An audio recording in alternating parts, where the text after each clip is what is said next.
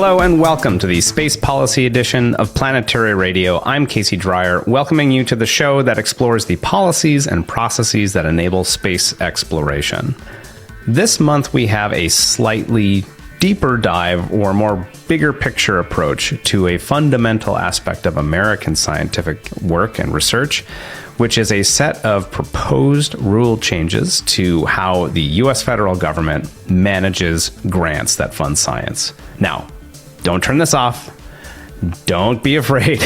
This is actually a huge deal. So big that we are doing a last-minute record here that is talking about, unusually for us, a very relevant topic. On May 29th, the White House's Office of Management and Budget released a 400-page set of proposed rule changes that affect the entire gamut of how the United States distributes congressionally appropriated funds that enable fundamental scientific research. We're talking about grants that fund NASA research, people who want to study data from the Mars rovers. We're talking about people who operate missions.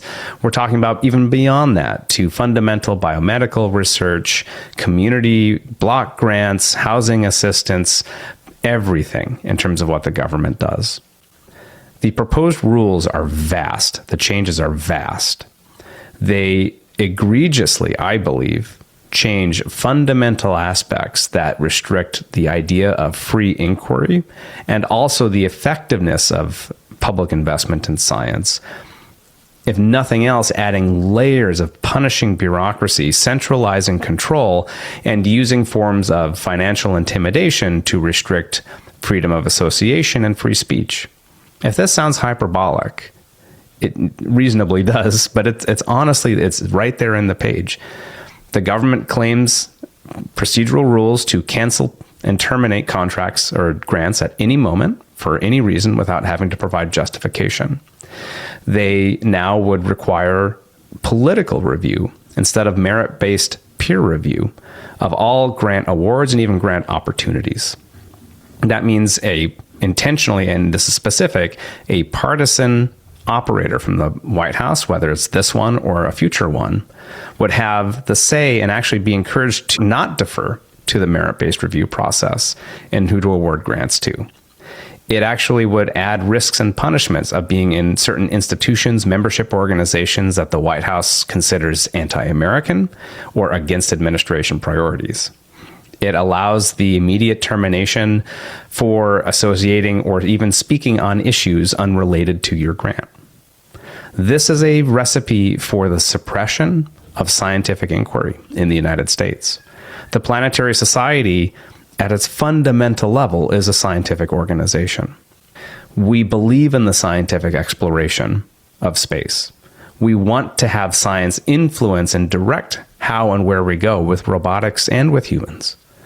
And if we create a system in this country that is controlled by fear or uncertainty or capricious application of unaccounted, heavy bureaucratic, partisan operations on fundamental scientific investment, we will not have an effective scientific space program.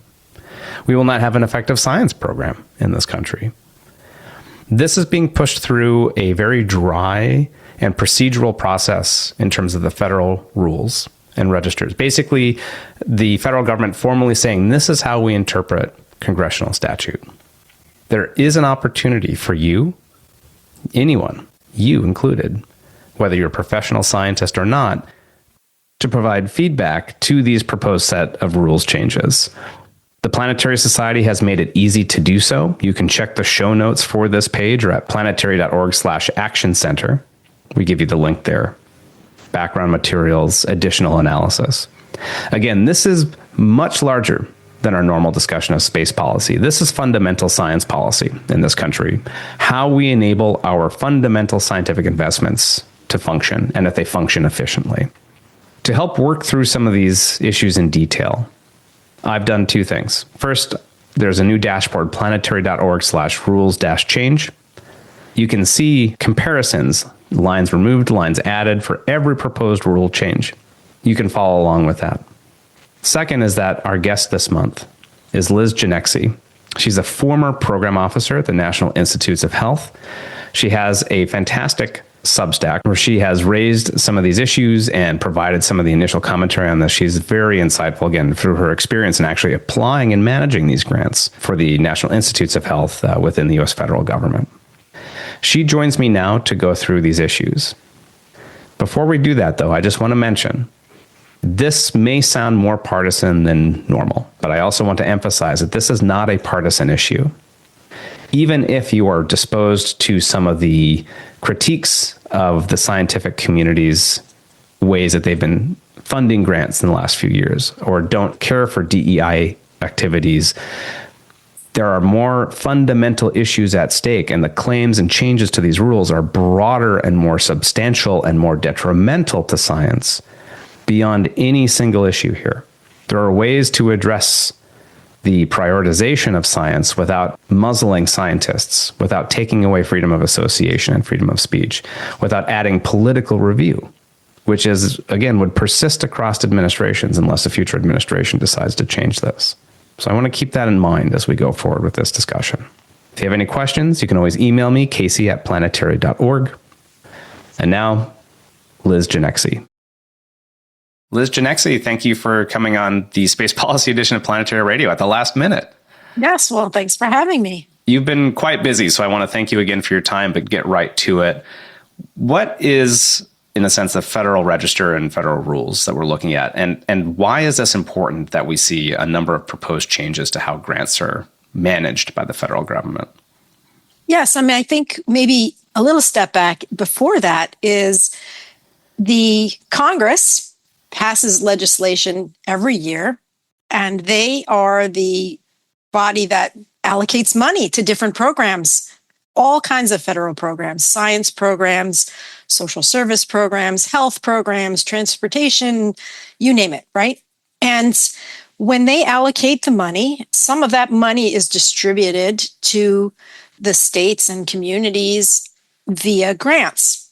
And that grant money gets allocated out through an office in the executive, the White House, called the Office of Management and Budget, or OMB for short. And I think most Americans don't really pay attention to that office because it just hasn't really been on our radar. It just makes the money get pushed out that Congress wants to get pushed out. However, the way that that money gets pushed out is governed by some internal rules, if you will. And it's this rather lengthy, boring procedural document that in the past was titled as guidance, right? So because there are so many agencies and they all have different missions and different constituencies and services and so forth, this was an overarching document that the Office of Management and Budget used to provide grant-making guidance so that the agencies could effectively and lawfully and efficiently dispense that money that Congress has asked them to dispense. Yeah. So this would be like, it's like filling in the gaps from what the statutory law says, right? Just in terms of the practical aspect of how you give the money out. Exactly. The idea being that because the money flows through the Office of Management Budget and gets pushed out to the different agencies, they can play an organizing and helpful role in giving the agency leadership the guidance they would need to efficiently get that money out. Now, when everything's working well, we don't need to know any of that because it just happens. But what we have right here is the current Office of Management and Budget director. His name is Russell Vogt, and he's also one of the prominent authors of the Project 2025 document that many of your listeners might be familiar with. He has a different vision for how this should all work. If you read Project 2025 and some of his other readings and see interviews with him, he doesn't really believe that what Congress says in the legislation should be spent needs to be spent. In his view, the president can veto all of that if they don't really agree.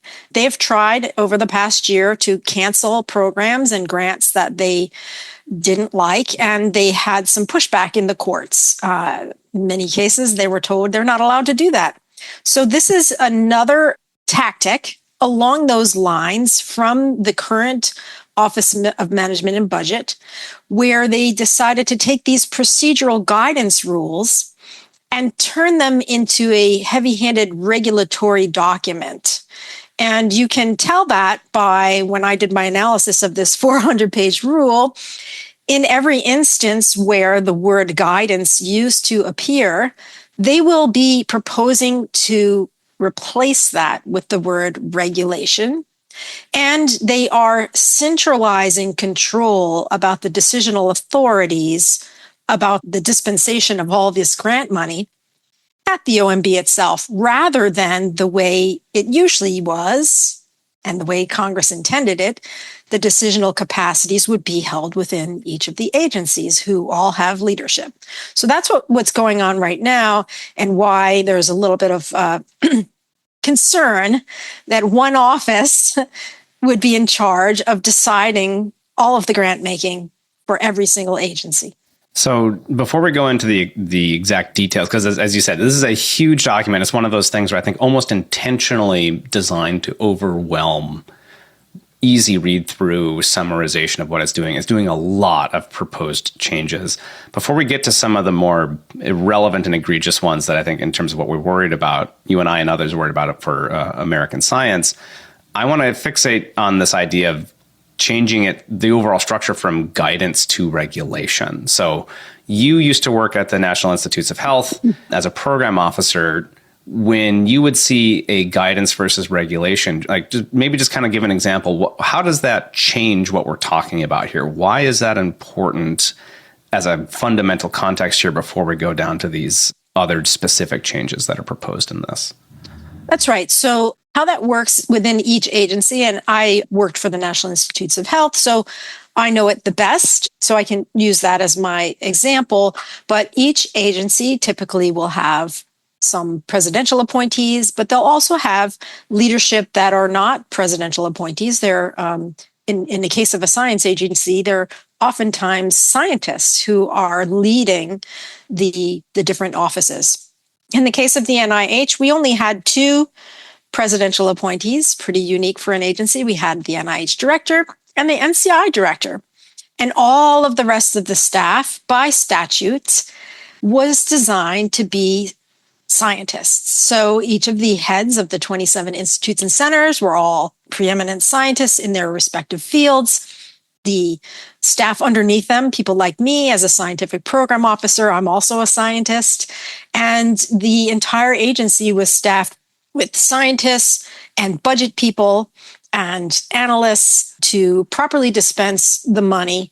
But the leadership had all the discretion to make those decisions. So at the NIH, the way the decisions were made on which grants to fund, and this was by law, we have a scientific peer review process.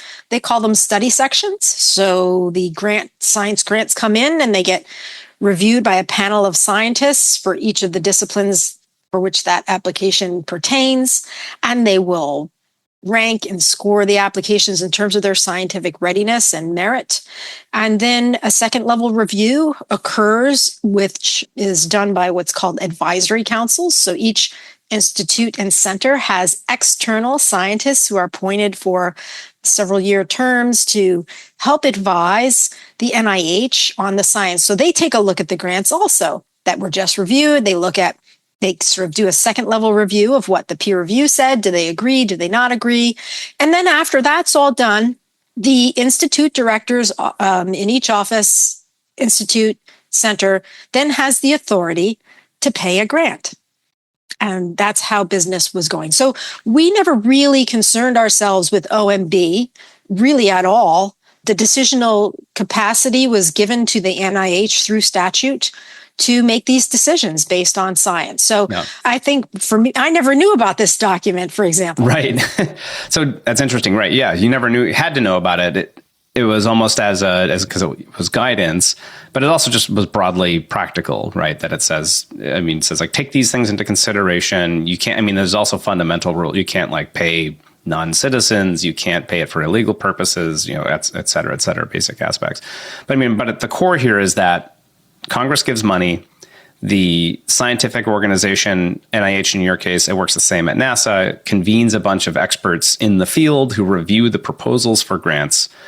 They rank them in a sense by merit. And then, but there's also, there must have been at some level of priority in terms of what are the areas of science that they want to be funding too, right? And is that purely congressional, or is there discretion within, at least at the NIH, to say this particular area needs some focus, so we'll open up grant funding for this?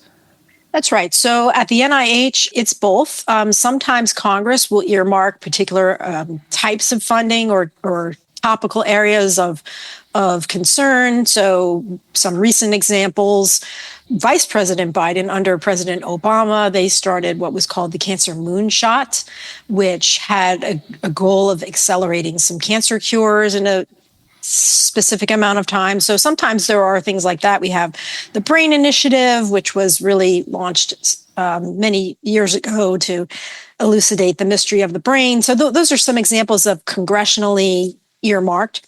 But the rest of it comes from the advisory councils. They can give guidance about what the hot topics are or the gaps, as well as people like me. So I was a program officer. So our job was to be up with our particular field of study, to survey the portfolio, look at overlap, look at gaps, look at areas that we weren't focusing on. And within each institute and center, every year we would do brainstorming. Sometimes we'd issue a request for information from the public. We might hold workshops.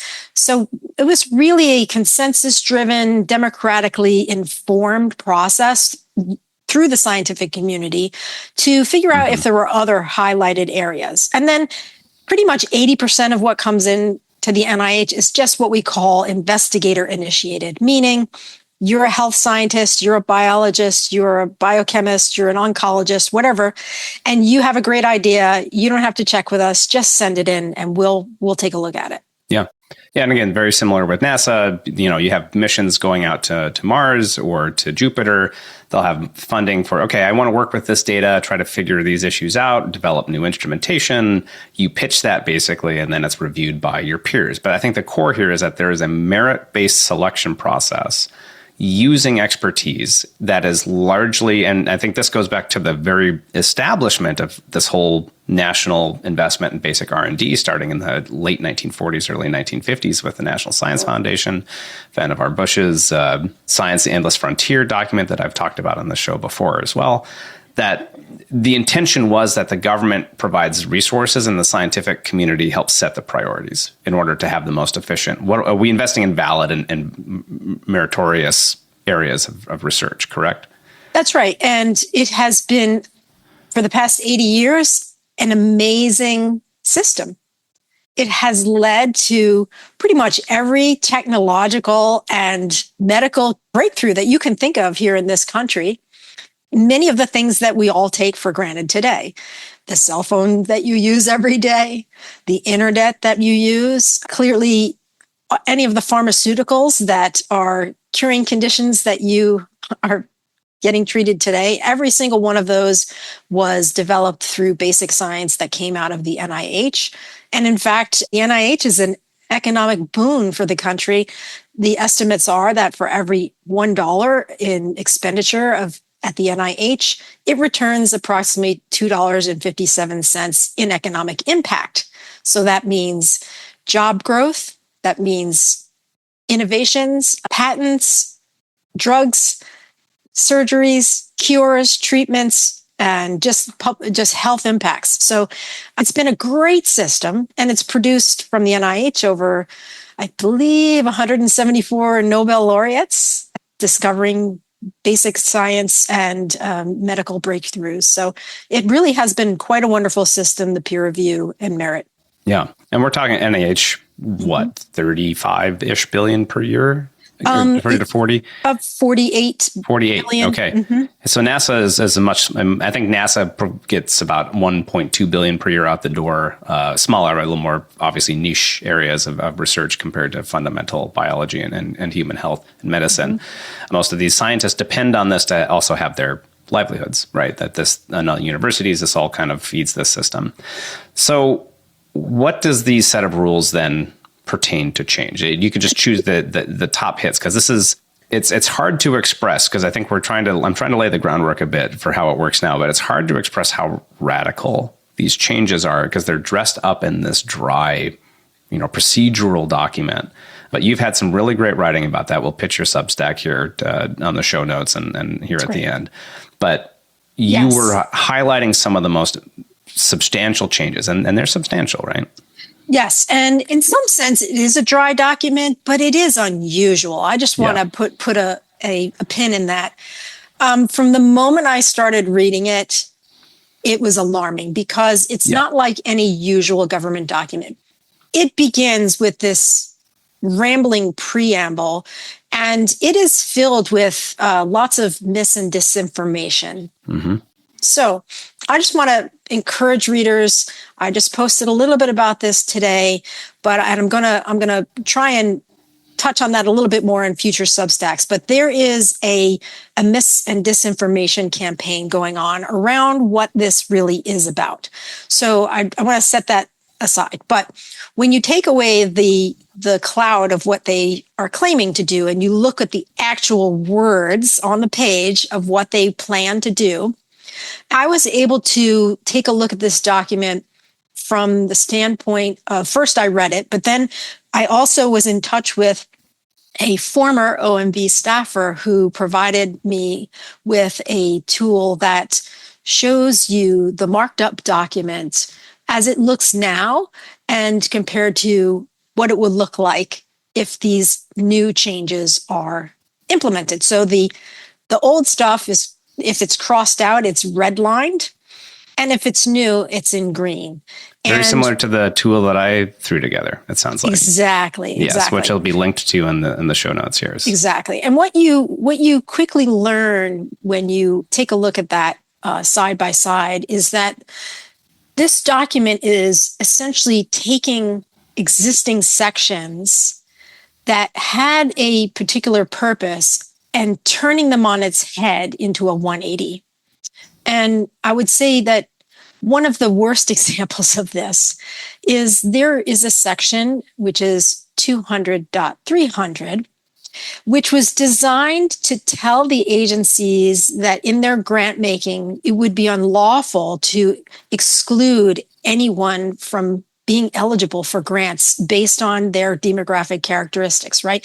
You can't say at NASA, I'm only going to give grants to white men or to Chinese people or to you know what I'm saying? Like, you can't do that. You have to make these grants non-discriminatory.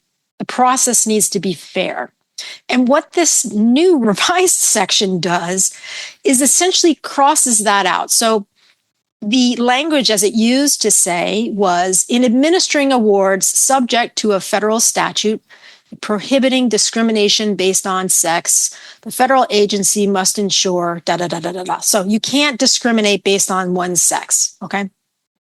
They've crossed that out.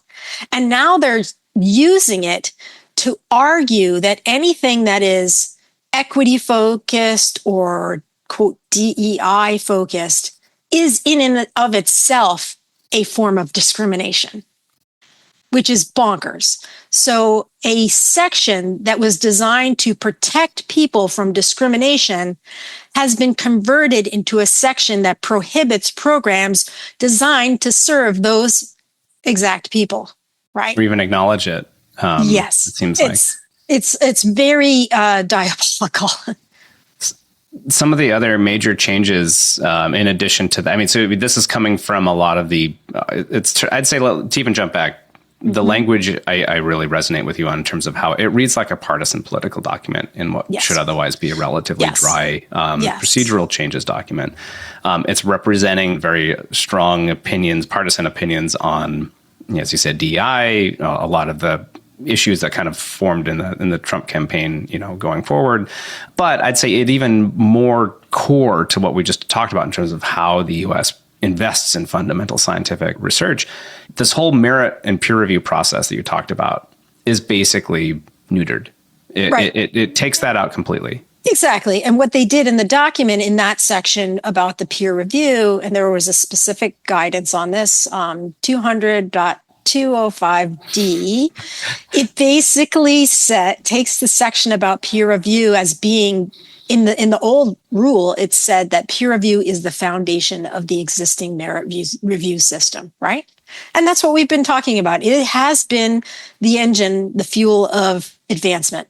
And instead, they've crossed that out, and that now says peer review recommendations remain advisory and are not ministerially ratified, routinely deferred to, or otherwise treated as de facto binding by senior appointees or their delegates. And on top of that, an additional provision is now taking control of those granting decisions. In this document, it says federal agency heads must designate one or more senior appointees, so that's political appointees, to conduct a pre-issuance review of all awards, right? So what this means now is that the NIH director or the NASA director or any of the leadership of these two agencies, or any agency for that matter, if they really feel strongly about a grant, they do not have the authority to fund it anymore without asking OMB first. OMB will be the ultimate decider. And intentionally adding a partisan political appointee as that deciding factor. Correct. So that Correct. They won't be scientists. Not just scientists, but like expressly representing a partisan position.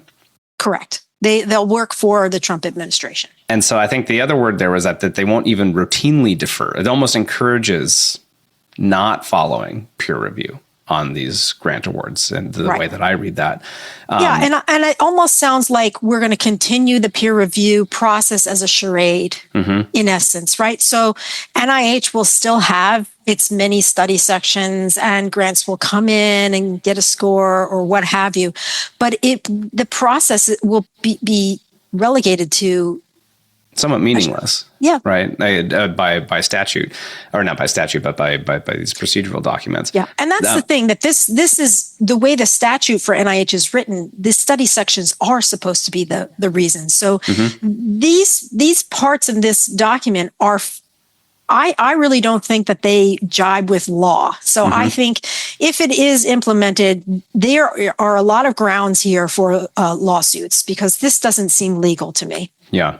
There's another aspect of this that I want to hit on, which is that this also creates a choke point for so issuing awards and then approving awards of grants throughout the government. I mean, NIH, as you said, gives out on the order of $40 billion a year. That's a lot of awards to process. Yes. So one or two people are going to review individually every single one of those for quote unquote alignment with presidential priorities, whatever that means. Yes, we're talking upwards of 45,000 awards a year. Yeah, just for NIH. And the president's priorities probably don't touch on very detailed technical areas of research and investigation, right?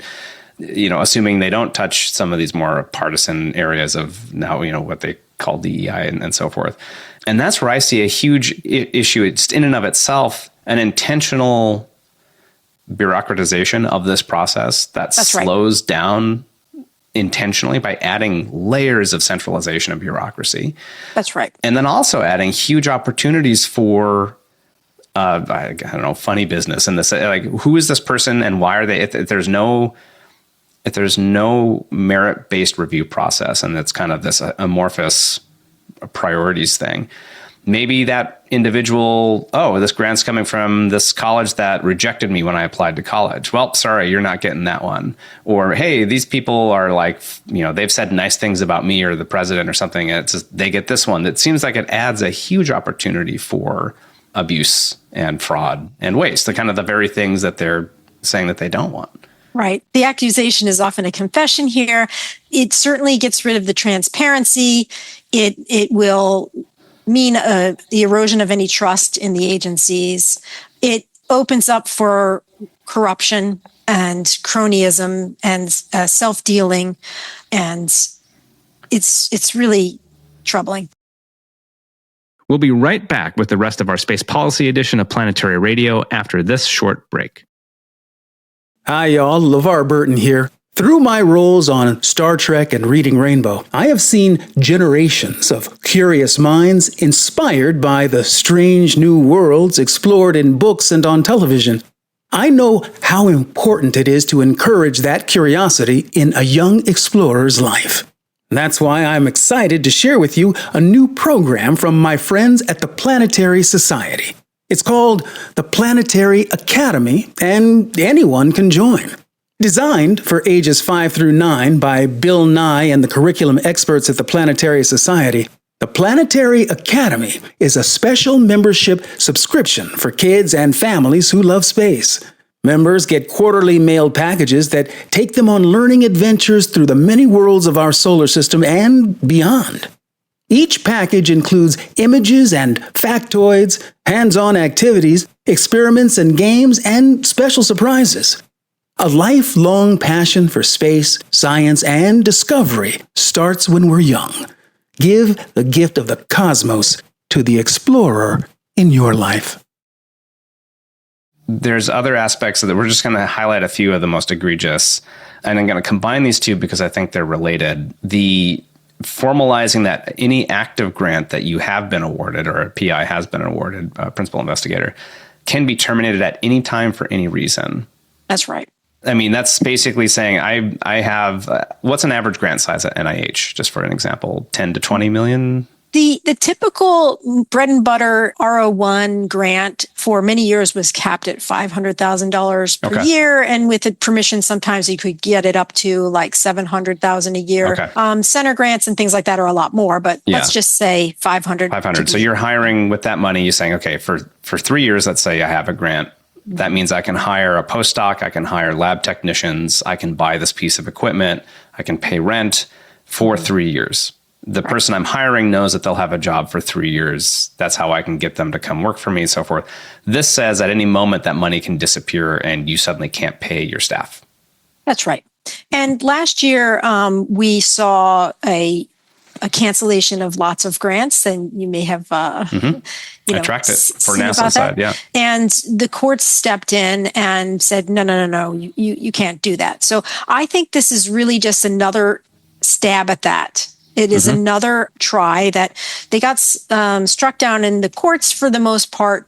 And so now what they're trying to do at OMB is put that into this rule that OMB has the right, and the rule says so, that we may cancel your grant for any reason at any time. And that could be retroactively. So it could be a grant that you have had already for 2 or 3 years and you've been collecting your data and you have maybe 1 more year to go, but we're going to cancel the whole thing. And let me just remind people, if you cancel a 5-year grant in year 3 or 4, that does not save money. That wastes money. That wastes all of the prior money because now the data can't be completed in its collection. Perhaps they may not get the money to finish the study. It's really foolish. And if you're canceling for any reason, any time, what if you expressed an opinion on the administration, or were at a protest, or did anything? I mean, that's also the kind of the implication here, right? That and this goes into the other item I wanted to highlight. You have sets of risk factors that are usually used as guidance when awarding, so usually you don't want to give a large award to somebody who is known to have been committed fraud in the past, right? To the U.S. government, or any number of things. This expands that to say, based on what your organizational affiliations are, if you are part of a, quote, like anti-American organization, whatever, and or so forth, or issue advocacy organizations are banned. That's right. And there's actually, just in case, they've kind of built in some redundancies in that. So they could cancel a grant and they don't have to tell you why. Yeah. Right. So we'll never know the reason why. They might tell you, they might not, but they don't have to. But they've also added some sections into this code to prohibit certain viewpoints.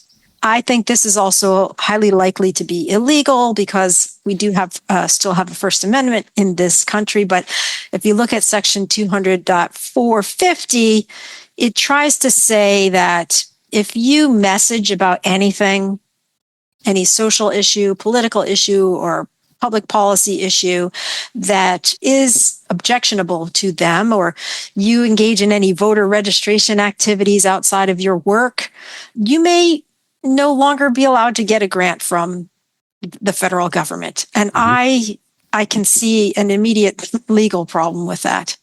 One would think, or just lose your grant as it is. That's right. For doing any unrelated, and I think the emphasis is unrelated, right? Unrelated, right. Yeah. And the other thing is, if they do cancel these grants, people's only recourse really is to sue. And that takes a long time. And I believe there's a shift here that this pushes actually all legal action into not a judiciary, but into a settlement. There's a term for this, but it tries to handle that by putting it into arbitration. I believe. Like a claims court. Yeah. So this is going to be a mess to force every grant to go case by case to try and protest the cancellations. And in the meantime, you're not getting your money. You're probably laying off your research assistants, your staff, you're going to cut off your study. So it could destroy, especially in the case of NIH clinical trials, you can't stop the clinical trial in the middle of it and then hope to resume a year later. It doesn't work like that. So it'll basically effectively ruin any research that is canceled. There's an additional aspect, set of rules here that forbid, if I'm understanding this correctly, publishing your work in scientific journals and attending conferences. Is that true? Yes. And again, here's something that I found really remarkably bizarre, because not too long ago, Congress actually passed a law mandating that if you receive federal dollars for science, you must publish your work and you must register it. At the NIH, people are required to register in the PubMed Central. This is a condition of your award that you are to present your findings, because we want your findings to get out there. The taxpayers pay for it. The findings should get out there. So here's a case where you're required by law to publish, and then yet now this new rule says you can't use any money to do the publication. And well, publication is not free. So we're going to have a clash here between this rule and existing law. Again, I don't know how that can possibly be implemented. I was just surprised. I mean, if nothing else, that you're not allowed to pay for, again, for open access. That enables anyone without a journal, professional journals subscription, which are expensive. That's right. To read your work. That's right. And you can see the old version of this rule specifically said, and this was, again, the guidance document said that publication costs for electronic and print media, including distribution, promotion, and general handling, are allowable. They have crossed that out. Right. And they're saying, nope. Now it says unallowable. And the same thing for conference attendance. Paying for conference attendance, the current rule says it's a standard allowable cost under existing rules. Period. I mean, and the goal is that you want to disseminate your findings. I mean, to jump back, I mean, so I'm trying to think about this in a way to not, if for somebody, let's say, who's listening, who's maybe sympathetic to say, oh, all of this stuff, we read about all these things that I didn't like or sounded ridiculous in terms of how government funds science. We need a stronger hand. Like the scientists, they're just allowing themselves to do crazy things, or even not even going the most extreme way and just saying, like, why shouldn't there be stronger oversight? Why should we default to conferences where, conference event organizing just enrich themselves off of U.S. government funding? Why shouldn't there be a stronger hand here? Like, even if you agree, or philosophically, I don't think they should be doing, quote unquote, woke science or DEI. We should have presidential priorities. What would you say, even in terms of, is there a fundamental things that even people who are sympathetic to the political outcomes that should be very worried about this type of proposed rules for American science in general?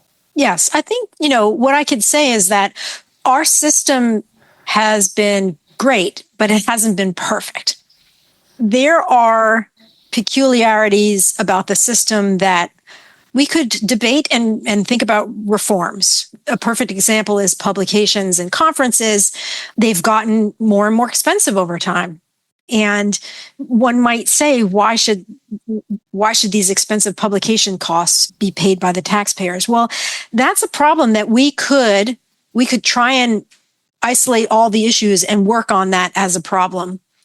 But we don't have to cancel all grants and all of science to fix that one problem. We can fix that problem while we still have the system in place, acknowledging that that's a problem. And the analogy I give to people is, if you have a leak in the roof of your house, is the solution to burn your house down? No, let's work on the leak, right? So we can have reform, and smart people can come together and propose solutions to these things, but they're using these potentially wedge issues to justify deletion of the entire system. And that's what's wrong here. I mean, I would add to that this represents an extreme power grab by a small office within the White House that is ill-equipped to, in good faith, execute what it's claiming its responsibilities are in terms of approval and controlling the funds. And the limits on membership, on publication, but also on adding arbitrary termination creates, it curtails free speech, free association, free inquiry, which is critical for science. By adding non-merit review, it's almost guarantees misallocation of funds because you're no longer investing in the most promising scientific areas of research. But it also suppresses and stymies actual dissemination of information to the people who are nominally paying for this, the American public.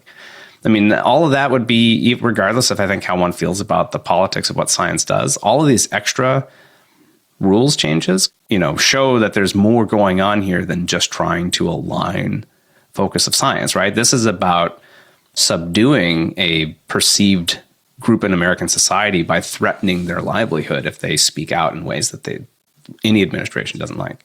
And maybe some of the listeners haven't read Project 2025. I have. And if you read it, you can see the philosophy here. This is an extreme version of a libertarian philosophy.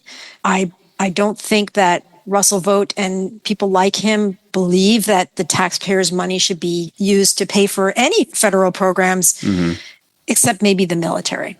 So at a philosophical level, they don't believe that NASA programs should exist or that NIH science should be funded by the taxpayers. And they represent a minority of our population, but they happen to have the levers of power right now. And I would like to think they know that their ideas are not popular. So that's why they're trying to ram these things through. It's not a coincidence that this rule is being pushed through before the midterm elections. Yeah. So what can people do? So we don't have the Republicans in Congress on our side, unfortunately, at least not at this point. But I would encourage everyone, especially if you have a senator, 2 senators, and or a representative, and they happen to be Republican, you have even more power than I do. I live in an area where all of mine are Democrats, and they're already on board. I've already confirmed that. So one thing you can do is you can write or call your representatives and express outrage and concern over this new rule, because Congress actually does have the power to block this rule. That would be the most expedient way for us to deal with this, because this rule was created under what's called the Congressional Review Act, which has reporting requirements. It means Congress can just pass a joint resolution of disapproval, and the whole thing reverts back to what it is now. So that's number one. And then think, just to build on that, there may be some, I wouldn't quite put it quite as strongly as all Republicans are against it, but the leadership is going to be, you have to be in the leadership to even schedule this for a vote, right? And that's so right. If that's leadership isn't on board, even if there are a handful or even a small plurality or whatever of Republican members of Congress, it's unlikely that vote will be scheduled, which makes it very difficult for Congress in this current situation to react against it. Exactly. So they have control of what bills and ideas come up for a vote. So the leadership would have to agree. And right now, I don't see that happening. But that doesn't mean you shouldn't try and effectuate that. So Definitely call. And then the other thing is, because this is a rule and rulemaking has a process, every rule that gets changed gets published in what's called the Federal Register, and there is a comment period. Now, this is a 45-day comment period, and anyone who cares about this is allowed to comment. You don't have to be a scientist. You could be a concerned citizen. You could be a patient who has benefited from cancer research. You could be someone who loves science and loves space and loves anything, right? It doesn't matter. Or as I've written on my Substack, I believe this will affect pretty much any grant program in the United States. We spend about $1 trillion a year. So this could be your local Head Start programs. Community block grants, yeah. Community block grants, grants that you might get to fix up your local park, you name it, right?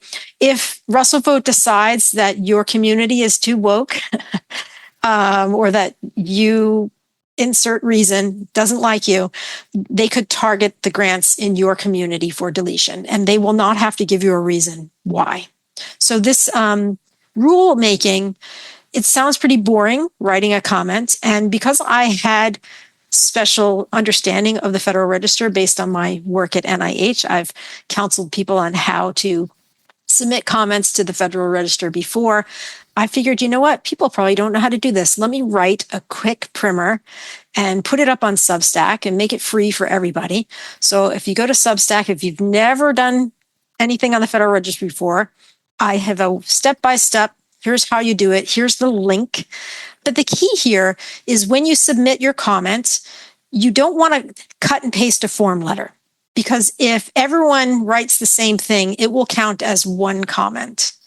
And they are required to read and reply to every single comment. So what we really want to do here is have as many unique and valid objections as possible logged into this system. I'm working with a lot of advocates on this, and we'd like to see a record broken here if possible. If everybody who loves science alone did this, I think we could easily break the record. And the most recent record that I'm aware of in terms of a contentious rule that was passed by OMB, unfortunately, was the Schedule F or the Schedule CP, which is taking away civil servants' rights, and they just implemented it yesterday. That rule, when it went through, I believe got just about 40,000 comments. And what I'm hoping is we can break that record by a lot. Because if we do, it will send a very strong signal to Congress that they should step in and do something. It will signal an overwhelming objection to ruining science, ruining grants for our country. So if every listener of this episode submits that, I think we can get very close to that record just on that. And I think you are seeing a lot of people picking up on this. And Liz, you've been doing an amazing job keeping us informed, keeping me informed. Can you just pitch your Substack URL? We'll link to it as well. But I recommend folks follow your writings here. Sure. So you can just look up my name, Liz Ginexi, on Substack. And I've been writing about all these issues. And I've also been fielding lots of questions. People have been DMing me. So if you have questions, feel free to send them. I'll do my best to help. We appreciate it.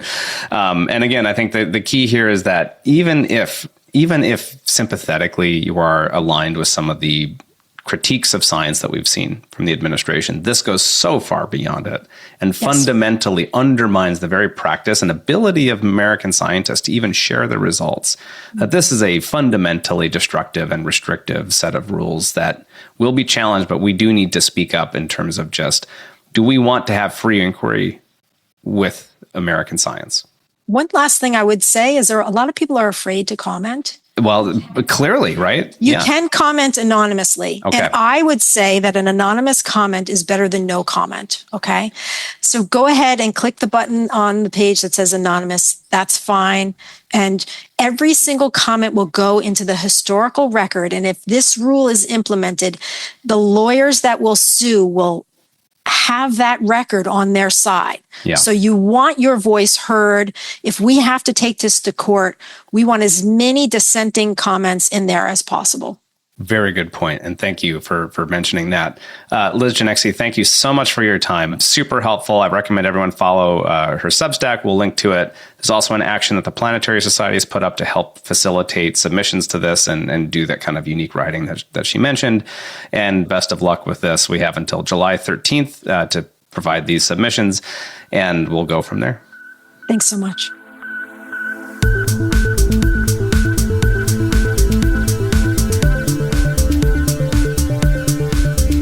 We've reached the end of this month's episode of the Space Policy Edition of Planetary Radio. But we will be back next month with more discussions on the politics and philosophies and ideas that power space science and exploration. Help others, in the meantime, learn more about space policy and the Planetary Society by leaving a review and rating this show on platforms like Apple Podcasts or Spotify or wherever you listen to this show.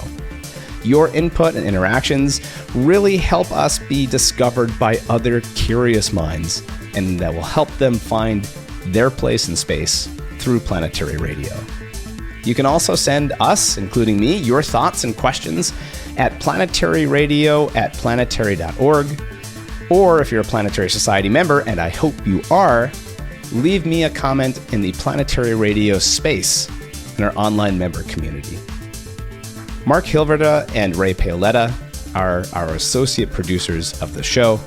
Andrew Lucas is our audio editor. Me, Casey Dreier, and Merk Boyan, my colleague, composed and performed our Space Policy Edition theme. The Space Policy Edition is a production of the Planetary Society, an independent, nonprofit space outreach organization based in Pasadena, California. We are membership-based, and anybody, even you, can become a member. They start at just $4 a month. That's nothing these days. Find out more at planetary.org/join. Until next month, ad astra.